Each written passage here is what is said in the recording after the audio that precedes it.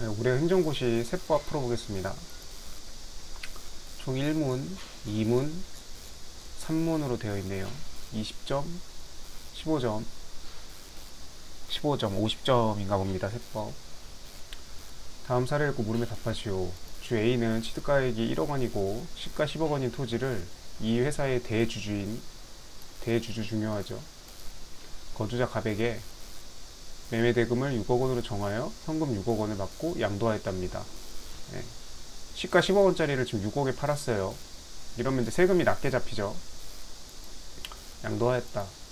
부당행위 계산 부인, 부당행위 계산 부인 문제죠.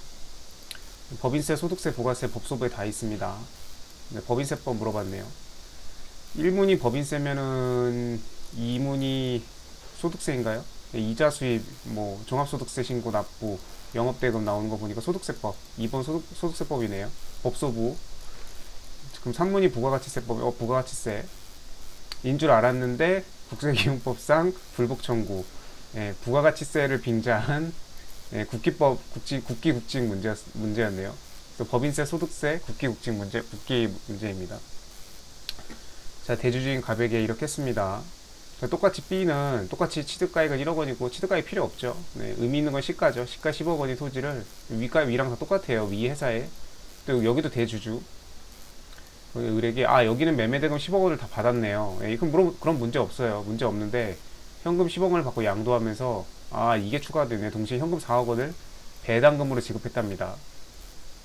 현금 4억을 배당으로 줬으면 결국 6억 원의 상관과 마찬가지죠. 그래서 둘 다 똑같이 부당행위 계산 부인을 해야겠죠. 위 사례 1과 사례 2를 이용해서 법인세법상 부당행위 계산 부인의 의의와 필요성에 대해서 설명하시오. 부당행위 계산 부인이라는 건 이렇게 부당행위를 하게 되면은 이 계산을 부인을 한다는 얘기죠. 누가? 과세관청이 이거를 인정해주지 않겠다 이거예요. 우리는 10억 원짜리를 6억 원에 팔겠소 라고 했는데 그렇게 안 된다는 거죠. 왜? 특수관계인이잖아. 특수관계인이니까 이렇게 싸게 판 거잖아. 그렇기 때문에 이 4억 원에 대해서 차익이 있죠. 차익 4억 원 이거에 대해서 그런 세금을 매기겠다. 그래서 실질 과세하겠다. 그렇게 의제 처리를 하겠다 이거죠. 네. 그게 부당행위 계산 부인이고 그 의의와 필요성, 뭐 조세정의 실현이죠. 네, 부당하게 내지 않은 세금들을 추가적으로 걷어들여야 되니까. 네, 그래서 국세청이 할 일이죠 이게. 네, 조세정의 실현에 대한 좋은 얘기들 5점이니까 간단하게 써주면 될 것 같습니다. 이 사례 1을 이용하여 이게 계산하는 게 아니죠. 이게 세법이 두 가지로 나뉘죠. 세무회계랑 세법학 이렇게 해가지고 세법학은 이런 식으로 이제 그냥 우리 민법, 형법 하듯이 그냥 그 세법에 이제 종류가 엄청나게 많죠. 뭐 국기, 국징, 법소부부터 시작해서 조세 제한 특례법 뭐 엄청나게 많아요. 근데 그 법학에 대한 이제 조문과 판례를 가지고 이렇게 쓰는 거 민법, 형법이랑 똑같죠. 이렇게 하는 세법학이랑 그다음 세무회계 이 금액이 얼만데 뭐 과세 표준이 얼만데 뭐 법인세 차감전 뭐 이게 얼만데 단기순이익 얼만데 이런 거 구하는 게 세무회계죠. 세무사는 이걸 두 개를 나눠서 보는데 이거는 뭐 세법이지만 이게 세법학에 가깝죠. 세법학. 세무회계는 아니고 계산까지 시키는 건 아니니까. 그리고 부당행위 계산 부인에서는 이 차익이 3억 원을 초과하거나 5%이 시가 기준으로 5천만 원을 넘으면 둘 중에 하나만 충족되면 부당행위 계산에 해당되죠. 특수관계인이어야 되고요. 그렇기 때문에 지금 10억 원짜리를 지금 6억 원에 팔았으면 사액이나 지금 차익이 생기죠. 그러면 3억 원을 초과했기 때문에 해당되죠. 그리고 이 10억 원의 5% 5천만 원 5% 5천만 원 맞죠? 1억 1천만 원 5천만 원 5천만 원을 초과했죠. 사액 4억이 그 차익이 그렇기 때문에 뭐 어느 쪽으로 하든 이거는 부당행위 계산에 해당하고요. 그러면 지금 이 회사는 10억짜리 토지를 10억 원을 받고 팔았어야겠죠. 보통 사람한테 팔았으면 10억 원짜리니까 10억을 받았을 거 아니에요. 합리적인 경제인이라면. 그러면 그 10억에 대해서 세금을 물었을 텐데 10억 원짜리를 6억밖에 안 팔고 6억 원에 팔고 넘겼으니까 이 6억 원 대금에 대해서 세금을 냈겠죠. 그럼 4억 원에 대한 부분은 세금을 덜 냈단 말이에요. 그래서 그게 부당행위라는 뜻입니다.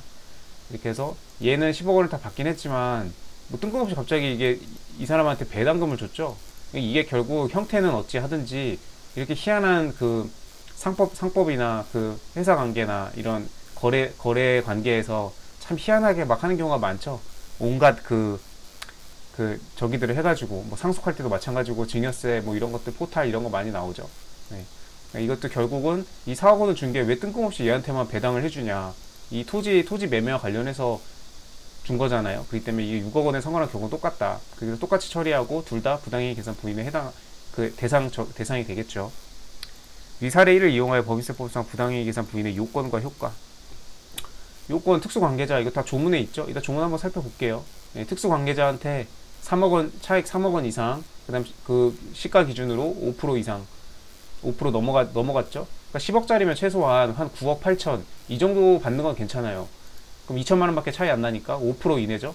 근데 9억 5천만 원 이상 이렇게 5천만 원 이상 싸게 해줬다? 그러면 뭔가 이게 특수관계인이니까 그렇게 싸게 해준 거 아니냐 이거죠. 그러니까 그 기준점을 절대적 가액 기준으로는 3억, 그 다음에 이 비율 기준으로는 이 시가에 5% 이상을 싸게 하거나 비싸게 저기 했다?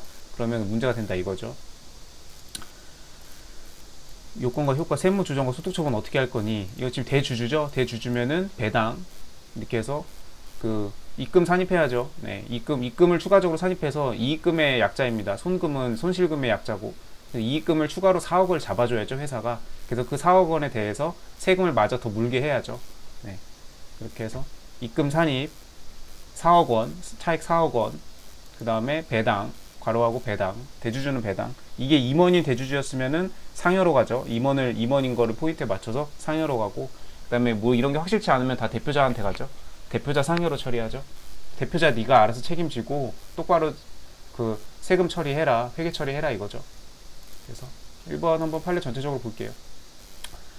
자, 법인세법에서 부당이익 계산은 52조에 나옵니다. 그래가지고 세무서장, 국세청장은 내국법인이 특수관계인과의 거래로 인하여, 이 특수관계인이죠, 대주주. 특수관계인과의 거래로 인해서 조세 부담을 부당하게 감소시킨 경우에 각 사업연도 소득금액을 계산한다. 네, 각 사업연도 소득금액이 지금 4억 원이 낮게 잡혀 있어요. 그래서 이익금을 통해서 그 이익금의 4억 원을 추가로 잡아주겠다 이겁니다. 과세관청이 추가적으로 잡아주고 그거에 대해서 세금을 때려서 경정청구 보내겠다 이거예요. 추가적으로 세금 내라 이겁니다. 1항을 적용할 때는 이렇게 해가지고 이렇게 해서 기준을 합니다. 다 법 조문 내용이고요. 각 사업연도에 어쩌고저쩌고 해서 제출해라. 이렇게 대통령령을 정하겠다. 자세한 건 이제 시행령으로 갑니다. 법인세법 시행령 88조에 있어요. 부당이익 계산 이런 거마다 호수가 엄청나게 많은데 이 사안과 해당되는 3호만 가져왔습니다. 3호, 9호. 자산을 무상 또는 시가보다 낮은 가액으로 10억짜리를 지금 6억 원으로 낮은 가액으로 양도했죠. 이런 경우에 이건 이 경우가 지금 부당이익 계산의 유형에 해당한다 이겁니다. 88조 1항 3호에 해당하죠. 그 밖에 그 외에 법인의 이익을 분여하였다고 인정되는 경우, 지금 정상적으로 10억짜리를 10억에 팔았는데 근데 이거 양도하면서 4억을 그냥 이렇게 배당으로 줬어요. 이게 법인의 이익을 분여했다고 인정되는 경우죠. 얘도 9호에 따라 가지고 88조 1항 9호에 따라서 둘 다 부당이익 계산 부인에 해당합니다. 이게 특수관계인한테 하는 거고요. 그래서 이 시가와 거래가액의 차익이 3억 원 이상이거나 다 법조문에 있어요. 3억 원 이상이거나 시가의 100분의 5에 상당하는 금액 이상인 경우에 하나 적용한다. 둘 중에 하나 적용되면 되죠. 얘는 지금 둘 다 적용되죠. 4억 원이니까. 네, 주식에는 적용하지 않는답니다. 뭐 여기하고 사안은 해당이 없고요. 그 다음 시행령 89조를 가보면 이렇게 된 경우에 부당이익 계산 부인에 해당하면 시가와의 차익 등을 10억 원에서 6억 원의 그 차익을 4억 원을 입금에 산입해야죠. 그래서 당해 법인의 각 사업연도 소득 각사소 계산을 합니다. 그렇게 해서 추가적으로 세금을 더 내야겠죠. 이미 법인세 내는 게 끝났다면 이 해당 연도, 이 거래가 이루어진 해당 연도에 법인세 계산이 끝났다면 추가 경정을 해야겠죠.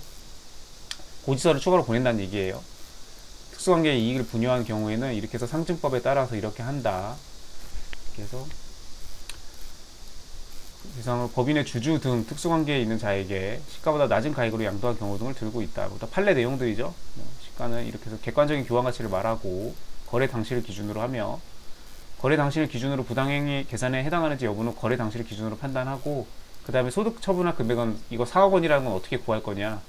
이게 계속 여기서는 지금 별다른 언급이 없으니까 계속 시가 10억 원인 거죠. 근데 이 시가 10억 원은 변동을 할 거 아니에요. 네, 그렇기 때문에 이 취득시기를 기준으로 이렇게 한다 이런 거. 부당이익 계산에서 세법도 내용이 엄청 많아요. 이게 파고 들어가면 지금 이거는 되게 그냥 이거는 이제 그 행정고시니까 간단하게 이렇게 나온 거지, 세무사 시험 들어가면은 진짜 정신 없습니다. 법인세법 이렇게 부당이익 계산 부인이란 이렇게 특수관계에 있는 자와 거래할 때 합리적인 방법에 의하지 않고, 그러니까 이게 아니 10억짜리면 10억에 팔아야지 누가 6억에 팔아요. 머리에 총 맞지 않는 이상은 정상적인 합리적 경제인을 가정하고 하는 거죠. 그렇기 때문에 이런 거는 뭔가 이렇게 빙자하고 남용함으로써 조세 부담을 회피하거나 경감하거나 뭐 이렇게 하는 거기 때문에 과세권자가 이를 부인하고